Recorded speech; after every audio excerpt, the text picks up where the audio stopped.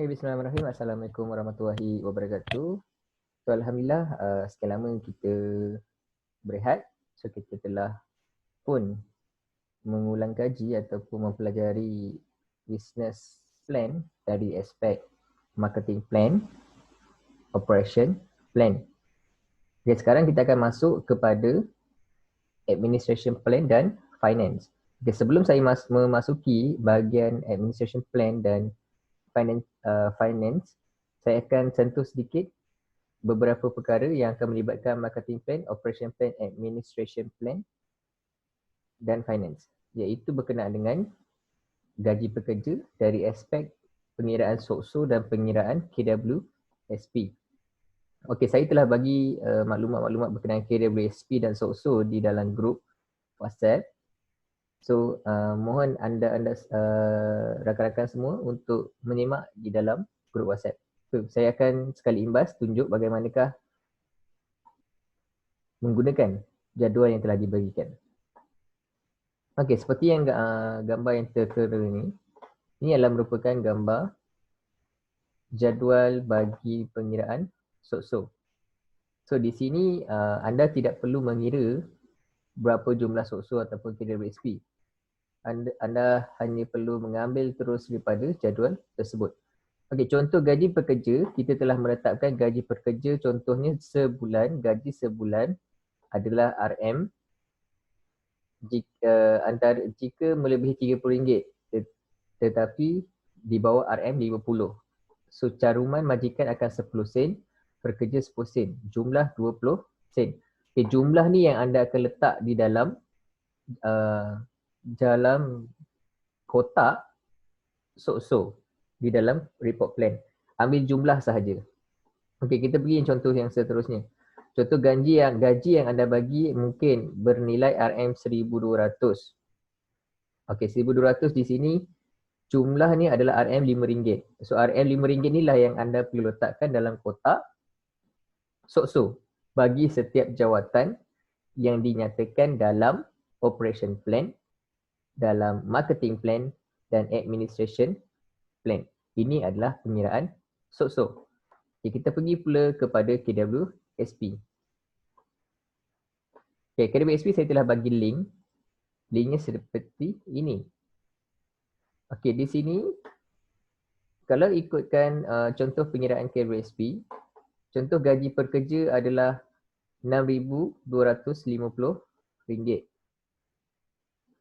Okay, share majikan adalah 12%, share pekerja adalah 7%. So, jumlahnya adalah 1197. Jumlah 1197 ni yang anda akan letakkan dalam kotak KWSP. Saya hanya perlukan jumlah sahaja. Tak perlu kotak share ataupun pekerja. Share majikan ataupun share pekerja. Ambil jumlah keseluruhan. Sudah memadai. Okay, macam manakah nak kira untuk gaji pekerja yang anda tetapkan jika 1,000 lebih ataupun bawah 1,000. So, di sini terdapat kotak yang dinyatakan. Okey, kadar gaji pekerja bulanan. Jika 5,000 dan ke bawah, share pekerja adalah 7%, majikan adalah 13%. Nanti anda haruslah mengira bagaimanakah contoh pengiraan yang telah dibagi contoh. So, rujuk contoh ini macam manakah pengiraan KWSP. So, saya nak jumlah sahaja dimasukkan dalam kotak KWSP. So, KWSP ini diguna pakai dalam operation plan, dan marketing plan dan administration plan. So, sila lengkapkan kotak bagi gaji pekerja di bahagian bajet bagi setiap operation plan, marketing plan, administration plan. Okay, seterusnya kita akan masuk topik kita pada hari ini, iaitu topik organization plan. Ataupun dalam bahasa mudahnya kita akan masuk bahagian administration plan.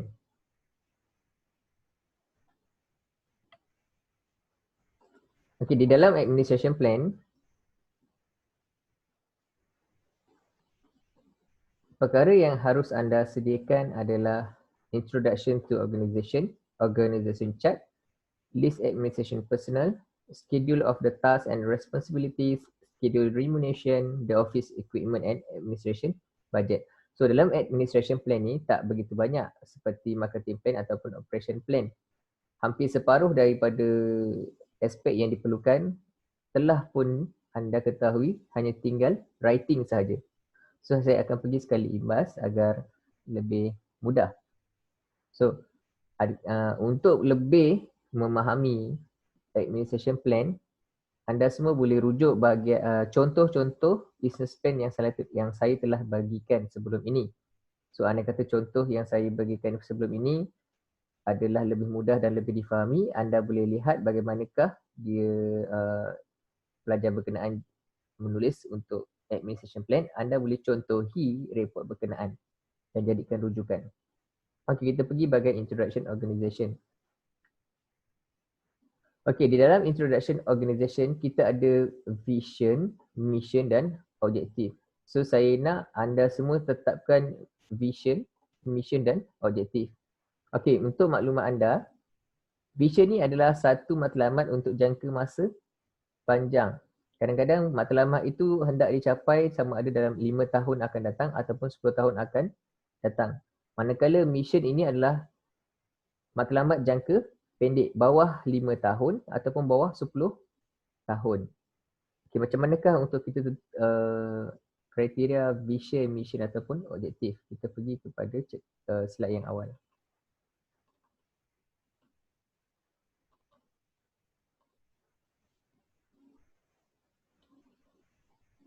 Okey, ini adalah contoh business vision. Dia adalah penggunaan untuk long term. For example, TMB, to be among the leading corporation in energy and related business globally. Manakala mission yang macam saya kata tadi adalah untuk jangka masa pendek, bawah 5 tahun ataupun bawah 10 tahun. So ini adalah untuk short term. So anda harus tetapkan matlamat jangka masa pendek yang anda capai. Contohnya kalau anda buat bisnes food and beverage, F&B, untuk vision, anda hendak mengatakan ingin membekalkan makanan halal ke seluruh dunia. Manakala untuk mission yang jangka masa pendek, anda akan cuba memenuhi permintaan masyarakat tempatan dahulu. Lepas dah masuk tempatan, barulah masuk overseas, international dan memenuhi vision, iaitu semua market untuk dibekalkan makanan halal. Okey, manakala objektif, macam manakah kita nak tetapkan objektif? Untuk tetapkan objektif ataupun goal dan setting ni, kita boleh merujuk pada SMART concept. Objektif ataupun goal setting tu hendaklah S, yang pertama adalah specific, matlamat kita tu hendaklah jelas. Kedua, measurable, boleh diukur. Ketiga, achievable, boleh dicapai. Yang keempat, realistic, mestilah benda yang logik. Last sekali, time frame, mempunyai jangka masa yang telah ditetapkan. Okey, sebagai contoh matlamat. Saya bagi contoh goal ataupun objektif dalam kehidupan kita. Kita sebagai umat Islam, kita mensasarkan objektif kita di dunia ini untuk masuk ke syurga. Itu adalah objektif kita di muka bumi. Kita melakukan amal ibadah untuk memasuki syurga. So spesifik tadi. Objektif kita di dunia ini adalah untuk melakukan amal ibadah untuk memasuki syurga. So matlamat kita spesifik. Objektif kita spesifik, Objektif spesifik. Manakala measurable, boleh diukur. Ya, boleh diukur. Kita melihat amalan-amalan yang kita lakukan di muka bumi ini. Adakah baik amalan yang kita lakukan ataupun buruk? Kita boleh menilai. Jika banyak amalan buruk yang kita laksanakan, maka mana yang anda akan approaching? Adakah syurga ataupun neraka? Manakala achievable, boleh dicapai. Ya, setiap manusia di muka bumi, umat Islam, kita boleh capai untuk memasuki syurga dengan syarat melaksanakan segala amal ibadat yang telah ditetapkan. Realistik, betul. Memang realistik. Walaupun itu adalah destinasi kita selepas kematian di muka bumi ini, itu adalah yang kita tahu ada realistik. Memang kita akan ke sana, agama kita telah dinyatakan dalam Al-Quran, hadis. Manakala time frame, yang masanya mungkin spesifik mengatakan untuk memasuki syurga, masanya kita mestilah melalui titian akhirat dulu. So kita ada jangka masa, kita dah dapat anggarkan. Itu contoh-contoh objektif. So dalam bisnes, anda tetapkan apakah objektif perniagaan anda. Okey, kalau saya kata contohlah saya bagi objektif, memenuhi cita rasa pelanggan, objektif. Itu spesifik yang pertama. Measurable, boleh diukur sebab kita boleh tahu kepuasan pelanggan melalui feedback ataupun percakapan dan sebagainya. Achievable, yes. Bila kita kata nak memberi kepuasan makanan yang sedap dan sebagainya, kita boleh capai. Kalau kata unachievable, contohnya anda kata anda hendak contohlah benda spesifik, objektif mengumpul hati nyamuk, spesifik. Katanya mengumpul hati nyamuk. Yes, S bagus, measurable. Boleh ke capai matlamat tu? Boleh ukur ke hati nyamuk tu? Achievable, benda tu macam mustahil untuk kita capai. Realistik, tak realistik. Impossible untuk kita cari hati nyamuk dan sebagainya. Time frame susah. Itu yang kita kata untuk buat objektif kena memenuhi SMART concept.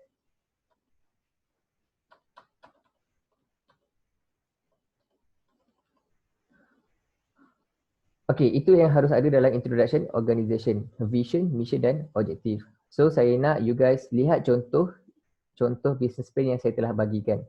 Mudah saja, tidak perlu susah ataupun complicated bagiannya. Okey, seterusnya adalah develop organization chart. Okey, untuk membuat carta organisasi, saya nak you guys buat carta organisasi seperti ini. Okey. Okey, seperti ini. Contohnya adalah manager entrepreneur tu you letakkan adalah sebagai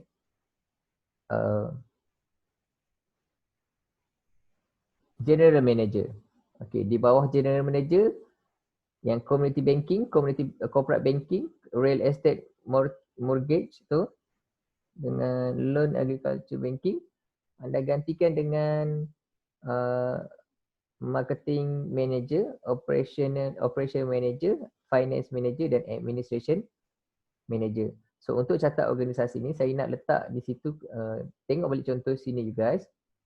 Jikalau boleh letak gambar, letaklah gambar, nama dan jawatan. Contohnya gambar saya, dekat bahagian general manager saya letak gambar saya letak nama saya Ahmad Nur Miswari bin Ibrahim, jawatan general manager. So saya nak catat organisasi anda you guys berbentuk begini, berbentuk horizontal, melintang. Saya tak nak vertical, so horizontal sahaja. Ini untuk administration saja. Okey, ingat untuk administration ni dia akan merangkumi semua catat organisasi. Maksudnya paling tinggi adalah general manager, bawah general manager anda akan letak marketing manager, operational manager, finance manager dan administration manager. Ambil yang top management saja. Peringkat yang tertinggi. Okey, selepas catat organisasi, yang ketiga adalah preparation administration personnel. Yang dekat sini di dalam bahagian admin ni sebenarnya bahagian pengurusan. Contohnya kalau kita tengok dekat sekolah, sekolah-sekolah menengah ataupun sekolah rendah, guru bukan di bawah administration, guru di bawah operasi di mana menjalankan pembelajaran pengajaran anak murid-murid sekolah, pelajar-pelajar. Bahagian administration personnel ni, kalau bahagian administration plan, dia akan melibatkan contohnya pekebun, kerani, pengawal keselamatan. Maksudnya jawatan-jawatan yang tidak terlibat secara langsung dalam pembuatan barang ataupun perniagaan, tetapi mereka wujud bagi support perniagaan. Contohnya macam itulah tadi saya kata cleaner, kerani, pengawal keselamatan.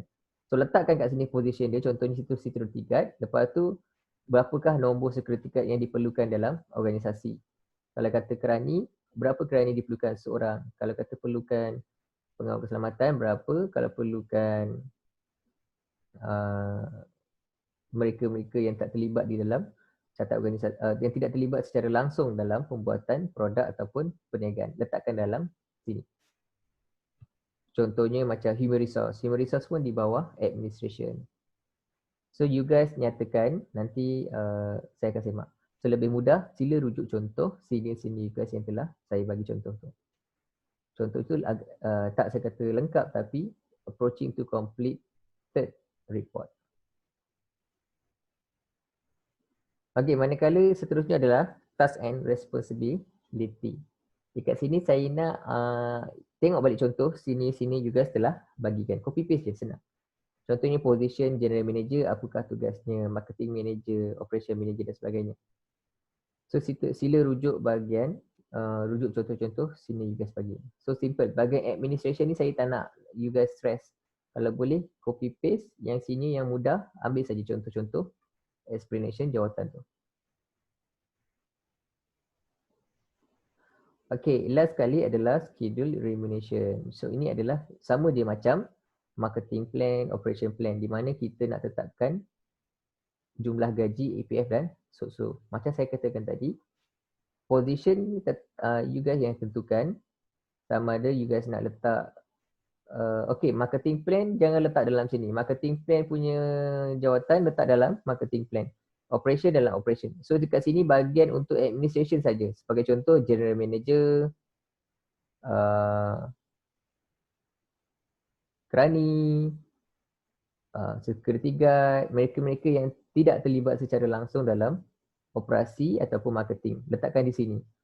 Gaji monthly salary letak gaji basic. EPF dan so seperti yang saya nyatakan tadi. Yang saya bagi contoh. Okey, seterusnya adalah determine office furniture and fitting. Okey, sekarang ni kita nak kena pasti perabot ataupun barang-barang office yang diperlukan. Okey, bagi mereka yang berniaga untuk saya mencadangkan macam kelas-kelas saya yang baru nak start berniaga, saya tak cadangkan kita beli barangan-barangan perabot yang baru. Saya cadangkan berilah barangan second hand. So letak kat situ contoh type perabot, harga dia, letaklah harga yang murah-murah, harga second hand. Kuantiti berapa? Kalau boleh jangan banyak-banyak sebab nanti dekat bahagian finance kita akan terjejas sebab nak tallykan keuntungan. Takut saya risau rugi nanti. So nanti sila letakkan barang-barang yang diperlukan saja. Contoh meja, komputer, benda-benda basic. Kalau you guys kata nak letak aircon dan sebagainya, benda-benda tu adalah benda-benda kehendak. Letak yang keperluan dulu. Kerusi, meja, laptop. Itu bahagian office furniture dan fitting. Lebih mudah, rujuk balik sini, contoh-contoh sini yang saya telah bagikan. Okay, last sekali adalah preparation of the administration budget. Okay, sama saja macam yang marketing plan dan operation plan sebelum ini. Untuk fixed asset ni sebenarnya adalah untuk barangan ataupun aset yang sukar, contohnya setahun sekali tu kita beli ataupun seumur hidup sekali kita beli. And then barang tersebut sukar untuk jual balik macam kereta, bangunan. Kalau kita nak jual balik, benda tu memang susah. Bukannya hari ni beli, esok boleh jual. Kalau hari ni beli, nak jual pun dah mengambil masa sebulan, 2 bulan ataupun setahun. Itu yang dikatakan fixed asset. Contoh fixed asset yang terlibat dalam admin, ni yang bahagian admin saja yang terlibat. Contohnya adalah sewa bangunan, jumlah perabot yang kita beli, kenderaan yang kita beli untuk kegunaan office. Ingat, vehicle ni kegunaan untuk administration saja. Kalau you kata guna untuk marketing, sila letakkan itu bahagian marketing. Okay, salary dan EPF so ni bahagian monthly expenses, bulanan, bayaran bulanan. Saya nak salary EPF so ni, you guys tengok contoh senior you guys buat. Saya tak nak you guys totalkan, saya nak you guys asingkan di sini. Contohnya salary general manager, ambil yang total salary general manager. Lepas tu clerk, cleaner, ambil yang total. Total tu apa maksud saya maksud total? Maksudnya adalah yang ini. A plus B plus C. So nanti position general manager ambil yang A plus B plus C. So letakkan di bahagian monthly expenses. So dekat sini bawah salary general manager, monthly expenses ambil yang A plus B plus C. Okay, utilities. Utilities ni adalah seperti penggunaan admin bayar bil elektrik, bil telefon, bil air. Itu di bawah admin. Kalau you guys dah letak bawah operasi, sebagian admin tidak perlu letak lagi. Kalau letak juga nanti akan berlaku pertindihan bayaran. Maksudnya 2 kali bayar. Okey, sekarang kita pergi kepada others expenses. Pembelanjaan lain-lain di bawah administration. Contohnya dekat sini business registration, business license, tax, cost dan sebagainya. Saya nak you guys letak business registration RM80. So ini yang saya dah kenal pastilah. Business registration you letak RM80. Business license ataupun permit you letak kat situ contohnya RM 2 hingga 500, pilihlah 200 hingga 500, tak apa, nanti tu saya yang pandai adjust. Letak saja 2 hingga antara 2 hingga 300 ataupun 2 hingga 500, letak mana yang you dah letak. You nak letak 300 boleh, 400 pun boleh, tak ada masalah. Professional fee tidak ada, road tax insurance tidak ada, cost attendance tak ada. So you bagian ada expenses saya nak you guys letak business registration RM80, business license ataupun permit untuk mudah saya nak you guys semua letak RM100. Kita letak fix. Okey, itu saja untuk administration plan.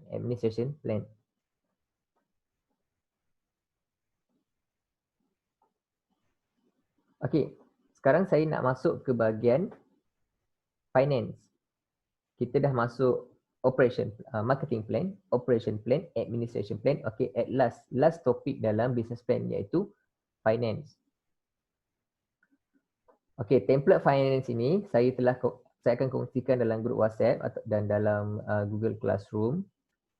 So seeloknya saya share dalam Google WhatsApp, dalam WhatsApp kot, sebab Google Classroom kadang-kadang dokumen yang saya upload bermasalah, corrupted dan sebagainya. Okey, ini contoh macam mana kita nak isi finance untuk business plan. Ini template telah disediakan oleh UiTM. Harap kegunaan pembelajaran saja, tidak boleh dikongsikan mana-mana pihak. Okey, buka Excel yang saya telah bagikan nanti. Klik bahagian background. Okey, klik bahagian background. Okey, di sini dia akan tanya name of business company. You guys letaklah nama syarikat yang you guys telah pilih. Contoh saya letak nama syarikat saya.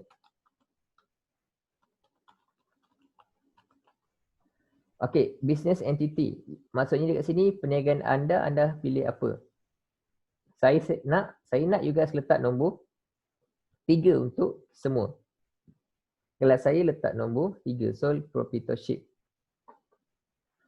Okey, jenis perniagaan. Adakah anda melaksanakan perkhidmatan? Kalau perkhidmatan nombor 3. Kalau anda membuat pembuatan barang nombor 1. Jika anda beli barang dan jual saja display di kedai, itu adalah trading nombor 2. Okey, lepas selesai background, klik bahagian data di bawah ni, data. Okey, lepas klik bahagian data, kita akan pergi mengikut table demi table. Kita pergi dulu bahagian table administration.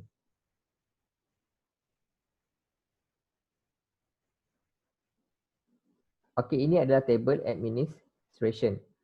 Okey, jika anda lihat, table administration budget ni sebenarnya ambil sahaja apa yang anda telah tulis di bahagian administration plan. Copy paste sahaja daripada administration plan. Okey, ini bahagian fixed asset tadi yang kita bercerita. Copy paste apa yang ada dekat dalam business administration plan. Lepas tu bahagian untuk monthly. Lepas tu bahagian untuk others. So itu saja. Isi di bahagian kotak putih ni.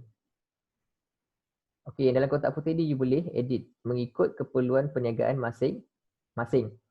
Okey, selesai bahagian admin, kita pergi di bawah ni pula akan ada kita pergi dulu kepada marketing budget. Selepas selesai administration, kita pergi pula ke bahagian marketing. Bahagian marketing pun turut sama juga. Kita pergi mengikut kotak. Pergi dulu fixed asset. Apa yang ada di dalam marketing plan anda. Copy paste letak di bahagian fixed asset. Lepas tu kita pergi kepada monthly. Apakah monthly marketing plan anda. Copy paste letak di sini. Manakala seterusnya adalah others. Untuk marketing plan letak di sini. Jika tiada maklumat yang dituliskan di dalam marketing plan, tidak ada di sini, tak boleh tulis. You ambil nombor berkenaan, you ambil dalam marketing plan anda, mana yang ada masukkan saja di sini. Tulis apa yang boleh. Deposit, registration license. Jika tiada, abaikan. Letak nilai kosong. Okey, ingat untuk pengisian kotak-kotak ni semua, Anda jika ada kesilapan penulisan, jangan tekan select all, delete. Saya nak you guys klik, tekan backspace. 1/1. Jangan tekan delete. Jika anda tekan delete, setiap kotak ni telah diletakkan formula, di mana formula kotak ni akan related with another box. So jangan tekan delete. Bila anda tekan delete dalam setiap kotak ni, dia akan kacau formulation yang telah dibuat, calculation. So tekan double click backspace 1/1 jika ada kesalahan nombor. Okey, lepas dah selesai letak marketing budget, kita pergi pula ke bahagian operation budget. Okey, bahagian operation budget, anda copy paste juga daripada operation plan. Pergi bahagian budget, operation plan, tengok fixed asset berapa yang kita guna pakai atau beli, letak di sini. Dan yang seterusnya adalah monthly dan others. Okey, lepas dah selesai kita isi maklumat di administration, marketing dan operation budget, kita pergi pula kotak yang bawahnya seterusnya. Kita pergi dulu bahagian useful life of fixed asset. Dekat sini, senarai ini semua akan muncul berdasarkan apa yang kita isi di bahagian administration budget, marketing budget dan operation budget di bahagian fixed asset. Useful life ni adalah dia tanya pada kita. Contohnya kita letak kat sini finishing and fitting, sini akan muncul. Contohnya kat sini saya letak, saya beli barang Hairy Lincah board. Hairy Lincah board. Tekan lepas tu saya beli kat sini, contoh 10,000. Lepas tu tekan enter. So automatically dekat bawah ni dia akan muncul. Dia akan auto muncul. So dekat sini dia tanya untuk fitting furniture berapa lama bertahan. You guys yang tentukan perabot berapa lama bertahan. Contohnya 10 tahun. Lepas tu Hairy Lincah board. Contohnya saya jual perabot. Perabot saya berapa lama bertahan? 5 tahun. So ini maksudnya jangka hayat bagi fixed asset. Signboard, motosikal, mesin, perabot. Letak sini. Berapa jangka hayat yang boleh pakai. You guys yang anggarkan.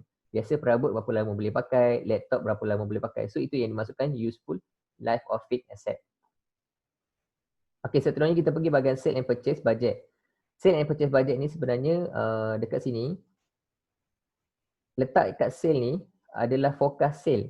Ini adalah forecast sale yang you guys buat.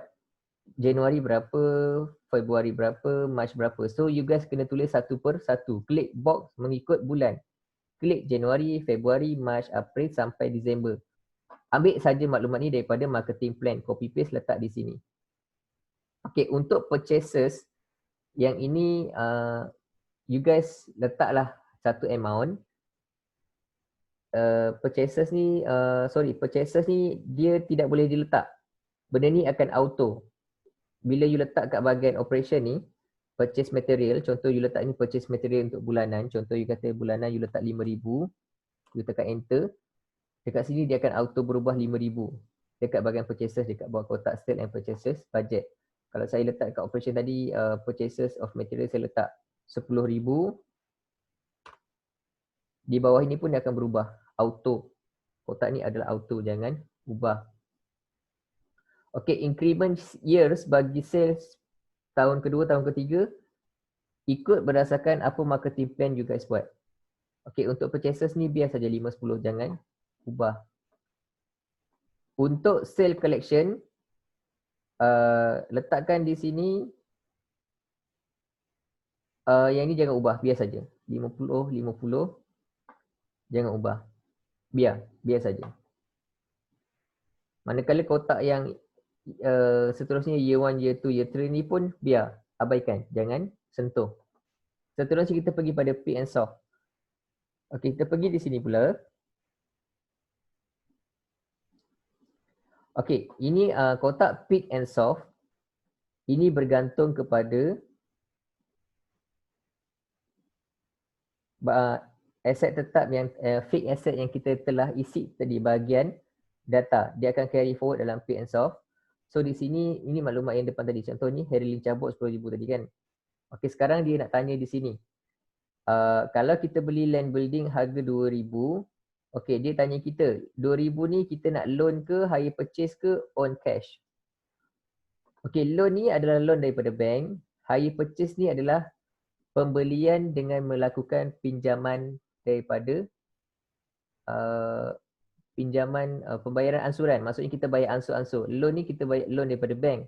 Hire purchase ni pembayaran ansuran. Contohnya kita beli kereta dengan Pro2, kita bayar ansur-ansur dengan Pro2.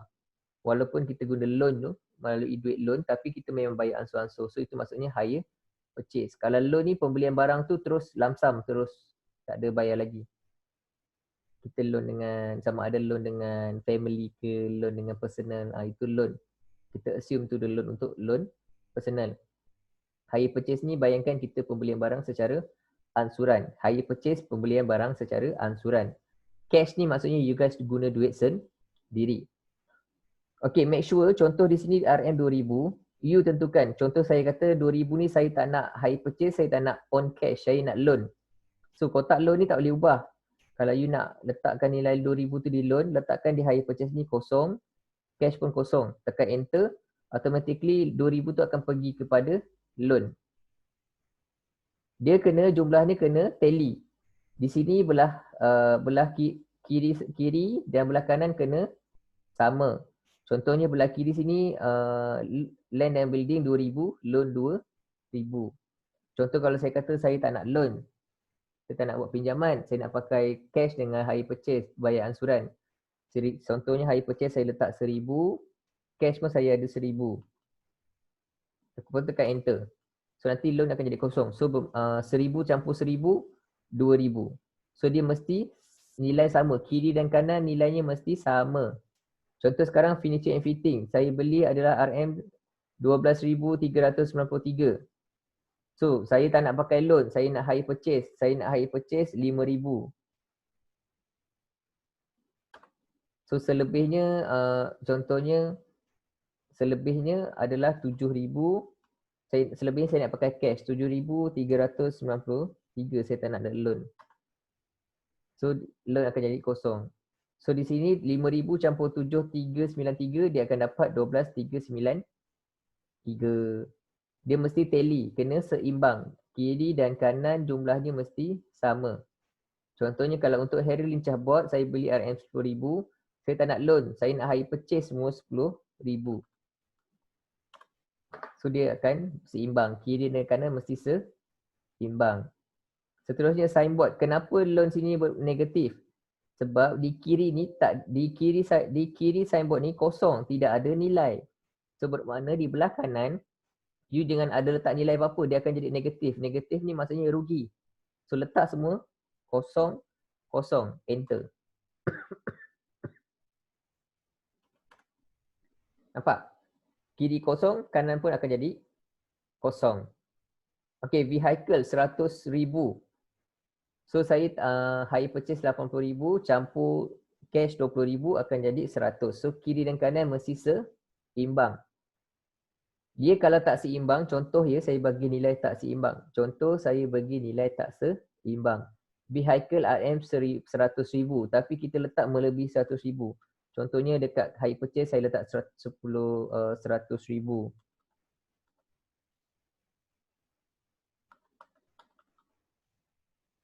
Tetapi di on cash pun saya ada letak 50,000. So dekat sini dah 100,000 campur 50,000 jadi 150. So bermakna sini ada negatif. Tak seimbang. So kena seimbang. Kiri 100, so kanan mesti 100. So kita letak balik 80,000 campur 20,000. So baru nilainya seimbang. Kiri dan kanan mesti seimbang. Okey, itu saja untuk isi kotak. Yang lain-lain jangan sentuh. So lepas itu pergi check table. Semua ini dia akan auto generate. Selesai. Cash ni pun dia akan auto generate. Income dan sebagainya. Lepas itu siaplah kita punya laporan keuangan. Okey. Macam mana kita nak tahu kita untung ataupun rugi? Pergi dekat table cash. Make sure ending balance ni semua bernilai positif. Jangan ada kurungan. Kalau ada kurungan bermakna adalah negatif. Duit kita rugi. So macam mana nak jadikan ending balance ini tiada kurungan, iaitu nombornya positif. Pergi dekat background, pergi di data, you guys ubah balik sel ni. Cuba bermain dengan sel. Naikkan mana yang boleh sel supaya nilai di bahagian table ni, di bahagian cash ni adalah semua positif. Tidak ada kurungan ataupun negatif. Kurungan tu bermaksud negatif, rugi. Okey. Boleh? Jika anda ubah maklumat di bahagian sale purchase ni, sale forecast ni di bahagian sale and purchase di sini, so bermakna di bahagian marketing plan pun anda kena ubah. So ingat, bila anda jika anda ubah di bahagian finance, di bahagian marketing plan pun dia akan terkesan, kena ubah, kena tally maklumat di finance dan marketing plan. Boleh? Itu saja. Untuk finance, ingat, untuk finance kena isi bahagian background, isi bahagian data, isi satu persatu. Isi admin dahulu, isi marketing budget, isi operation plan, seterusnya isi useful life, isi sale forecast, dan kemudian isi peak and soft ni, sheet yang seterusnya.